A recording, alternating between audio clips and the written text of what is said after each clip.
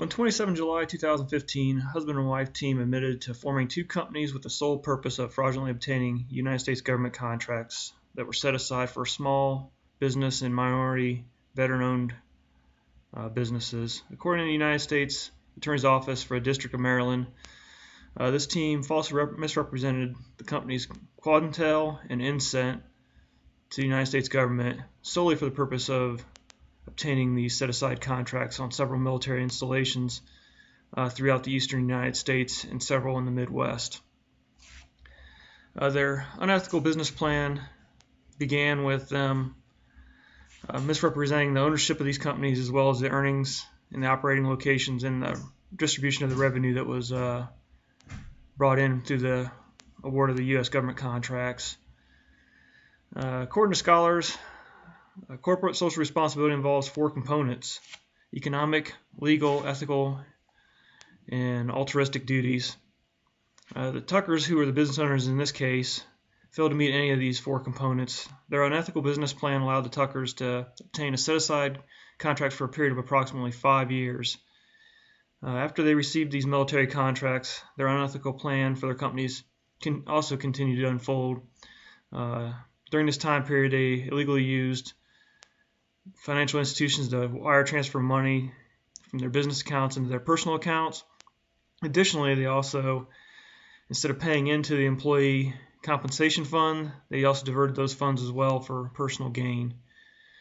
Eventually, they avoided paying almost $1.6 million in employee benefits alone. In addition to this, in order to hide their illegal gotten gains from the Internal Revenue Service, they also underreported their taxable income for both these companies as well. From the onset, the Tuckers' behavior and their strategic plan for their companies was socially and morally irresponsible because it deprived small disadvantaged business owners from competing for at least $50 million in U.S. government contracts that were set aside specifically for that purpose. Their decision to underpay the Employee Compensation Benefit Fund meant their current and former employees were unable to gain access to funds for compensation for injuries that occurred during their employment with these companies as well. Scholars note that family-owned operated businesses are subject to the same social and ethnic scrutiny as other companies controlled by shareholders and other entities. The business practices in family-owned businesses are influenced by the business owners themselves, which sometimes can be a distinct disadvantage, whereas a large board of directors or an ethics advisory council may advise against certain strategic planning actions that would result in unfavorable community action or criminal liabilities. This is solely on the part of the business owners. Lots of scholars note that people who are obsessed with wealth, accumulation of power, status, and their own self-interest often push ethical principles aside for their quest for personal gain.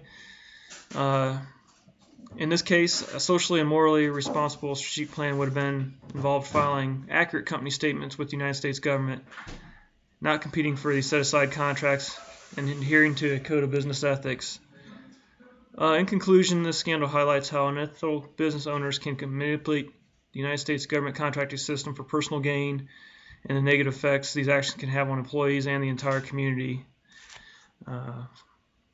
In this case, these individuals were prosecuted for their actions and they were fined for their criminal misconduct. This concludes my briefing on Quantrell and Inset and their unethical practices.